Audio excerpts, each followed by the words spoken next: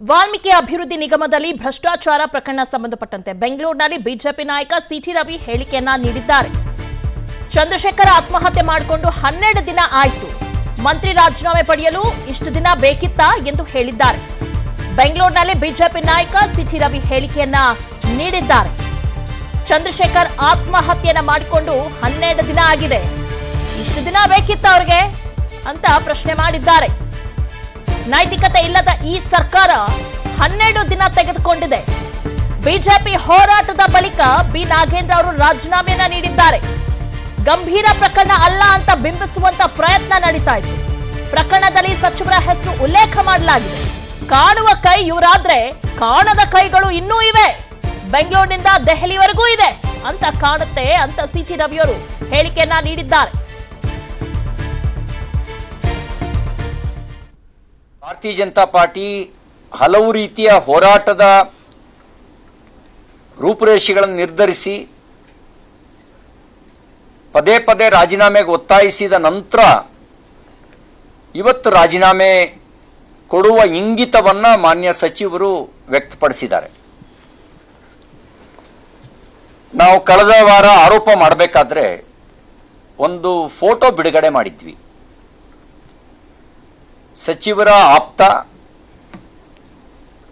ಮಾನ್ಯ ಮುಖ್ಯಮಂತ್ರಿಗಳಿಗೆ, ಮಾನ್ಯ ಉಪಮುಖ್ಯಮಂತ್ರಿಗಳಿಗೆ ಅವರಿರುವ ಜಾಗದಲ್ಲಿ ಎಲ್ಲಿ ಬೇಕಾದರೂ ಹೋಗಿ ಭೇಟಿ ಮಾಡುವಷ್ಟು ಸಂಬಂಧ ಇಟ್ಕೊಂಡಿರ್ತಕ್ಕಂಥ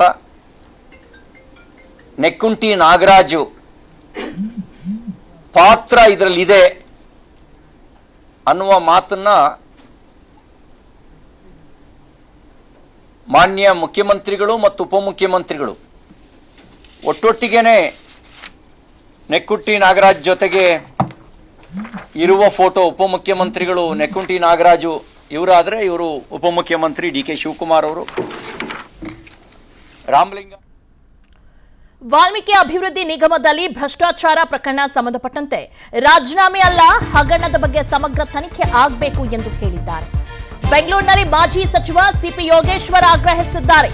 ವಾಲ್ಮೀಕಿ ಅಭಿವೃದ್ಧಿ ನಿಗಮದಲ್ಲಿ ಭ್ರಷ್ಟಾಚಾರ ಪ್ರಕರಣ ಸಂಬಂಧಪಟ್ಟಂತೆ ರಾಜೀನಾಮೆ ಅಲ್ಲ, ಹಗರಣದ ಬಗ್ಗೆ ತನಿಖೆ ಆಗಬೇಕು ಅಂತ ಆಗ್ರಹಿಸಿದ್ದಾರೆ ಸಿಪಿ ಯೋಗೇಶ್ವರ್. ಬಡವರ ಸಾರ್ವಜನಿಕರ ತೆರಿಗೆ ದುಡ್ಡು ಪೋಲಾಗಬಾರದು, ಪ್ರಕರಣದಲ್ಲಿ ಸಿಬಿಐ ಎಂಟ್ರಿ ಆಗಿದೆ, ಸಮಗ್ರ ತನಿಖೆ ಆಗಲಿ. ಬೆಂಗಳೂರಿನಲ್ಲಿ ಮಾಜಿ ಸಚಿವ ಸಿಪಿ ಯೋಗೇಶ್ವರ್ ಹೇಳಿಕೆಯನ್ನ ನೀಡಿದ್ದಾರೆ. ಸಮಗ್ರ ತನಿಖೆ ಆಗಬೇಕು. ಬಡವರ ದುಡ್ಡು, ಸಾರ್ವಜನಿಕರ ತೆರಿಗೆ ಹಣ ಈ ರೀತಿ ಪೋಲಾಗಬಾರದು. ಈಗ ಸಿಬಿಐ ಎಂಟರ್ ಆಗಿದೆ, ಎಲ್ಲ ತನಿಖೆ ಮಾಡ್ತಾ ಇದ್ದಾರೆ, ಸತ್ಯ ಹೊರಬರಲಿ. ರಾಜೀನಾಮೆ ಅಲ್ಲ, ಇದು ಸಮಗ್ರ ತನಿಖೆ ಆಗಬೇಕು. ಬಡವರ ದುಡ್ಡು, ಸಾರ್ವಜನಿಕರ ತೆರಿಗೆ ಹಣ ಈ ರೀತಿ ಪೋಲಾಗಬಾರದು.